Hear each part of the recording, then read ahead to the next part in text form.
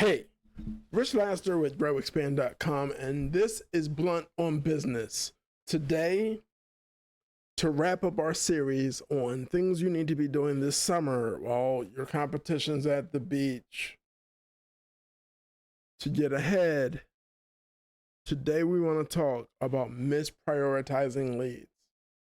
I'm going to jump into 3 things. You might get a couple bonuses. If you miss them, you will catch them by visiting our blog, blog.growexpand.com. Easy button.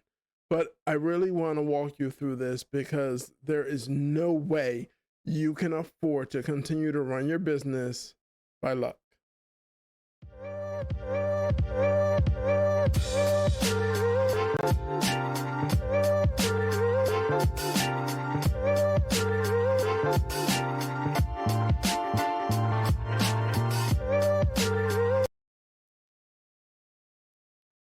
Okay, look, we're going to jump right in. If you have any questions, the chat is open if you are live with us on YouTube. If not, the notes are there if you're visiting later after this broadcast has gone live. The number one thing to do to avoid mislabeling and misprioritizing your leads is making sure that your leads are properly scored inside your CRM. Rich, what are you talking about?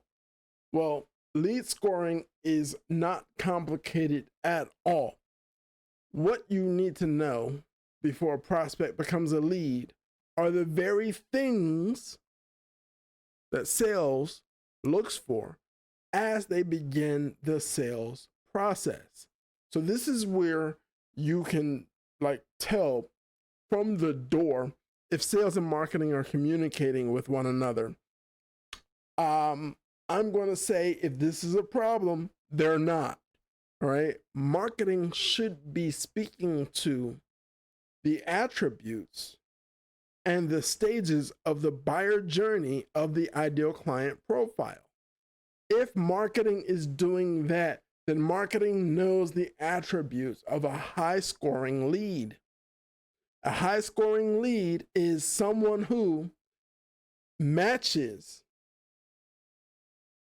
the ideal client profile. Someone who has a need for the offering, the product, the service. Someone who, these are the 3 things. This is how you score. I'm giving it to you quick. It's exhaustive in the blog. Go read it if you want. Comment there if you got questions, or come back here. Listen, so 1, are they your ideal client profile? 2, do they need what you offer? If they're your ideal client profile, they need it or they don't. They are definitely who, if they needed it, it would be a fit for. Be clear on this. Just because they're your ideal client profile does not mean they have a present need. Okay? I'm not going to get all hype and emotional and beat that up, but I need you to understand that. But out of 1,000 leads, Rich, 100 were definitely our ICP, but we've only sold 2 accounts. Well, there's some sales issues in that scenario. But what I need you to understand more than anything is, out of 100 people, if you only sell 2, you're selling, the way you're communicating the value of what you offer sucks. That's 1. 2, maybe it doesn't, and there just wasn't a need. So 1, are they your ideal client profile? 2, is there a present need for what you offer?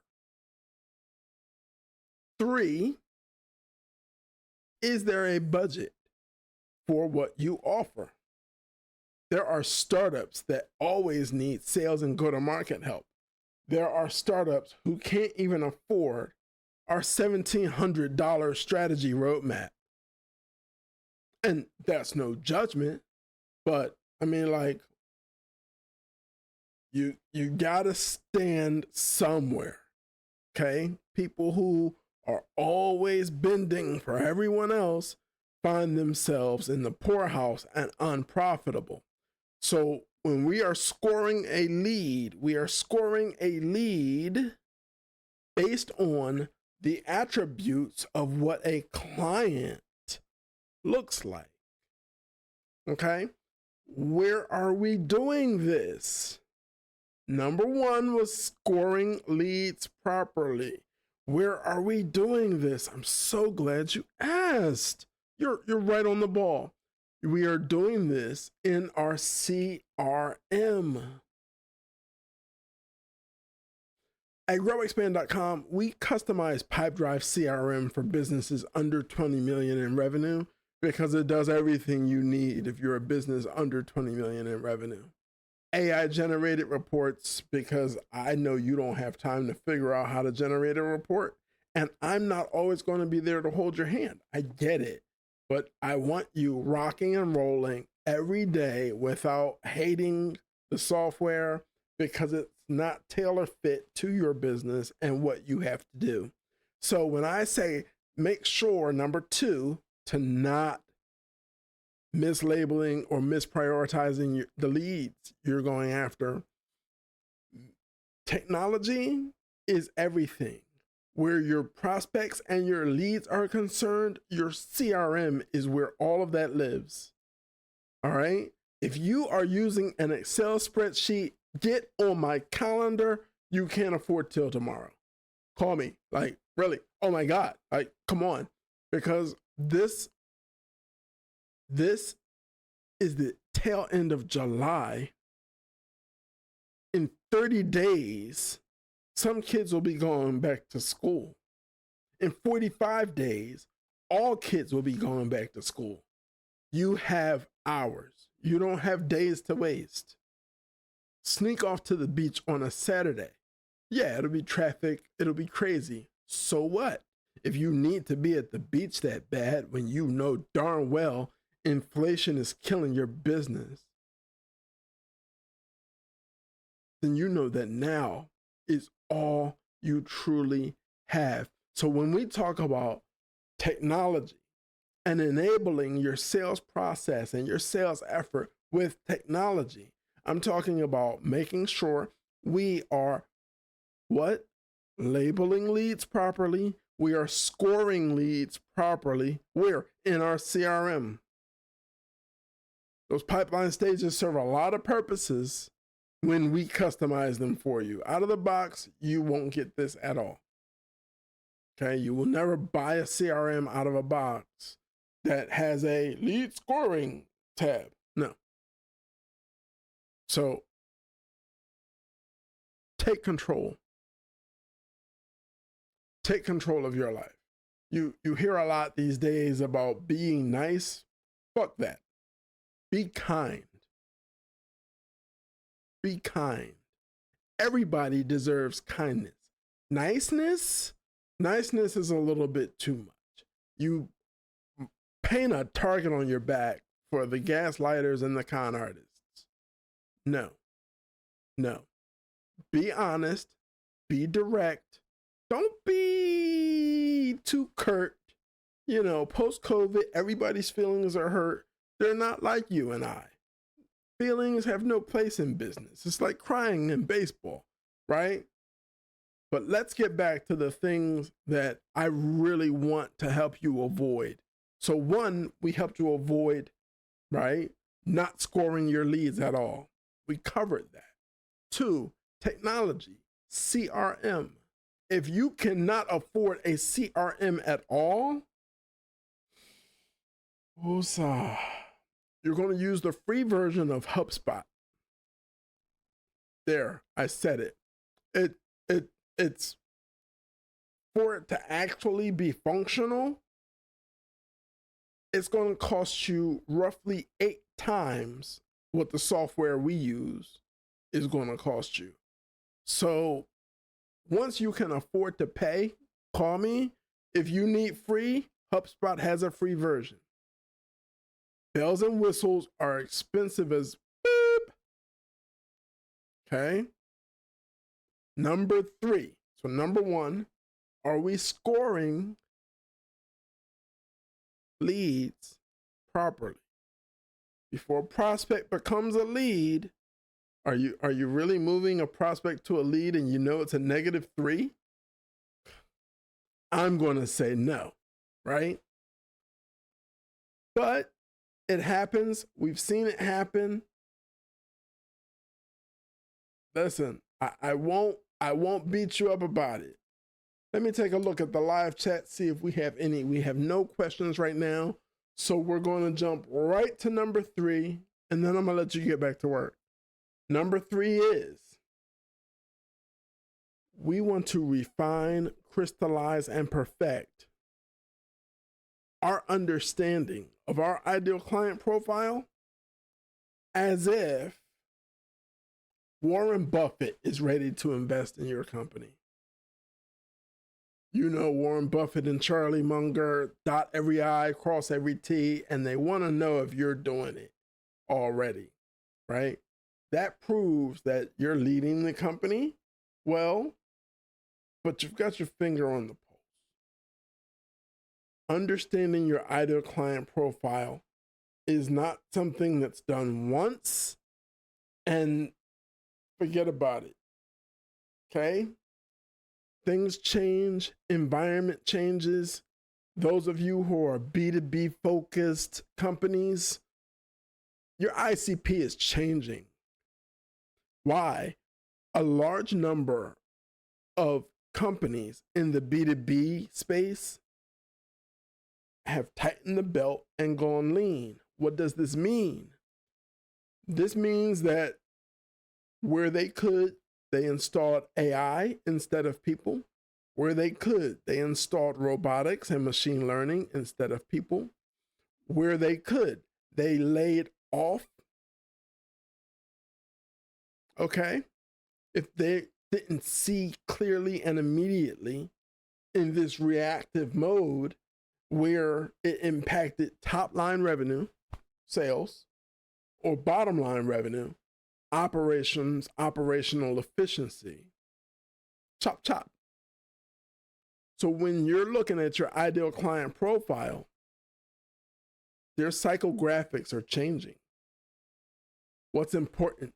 Well, I'm scared. I don't know how these tariffs are going to affect the company. We do use 2 warehouses and the warehouse sector is going a little nuts. Or, you know, business is okay, but our investments just seem a little unstable. You don't know what's going on in their head. How do you fix that? You do touches. If you're a client of mine, we've had this conversation. The greatest number of diamonds that most business owners are ignoring are in their CRM. When's the last time you called and said, do you know anyone else who can benefit from what we do? Simple, straight, clear, direct, bada boom. That's it.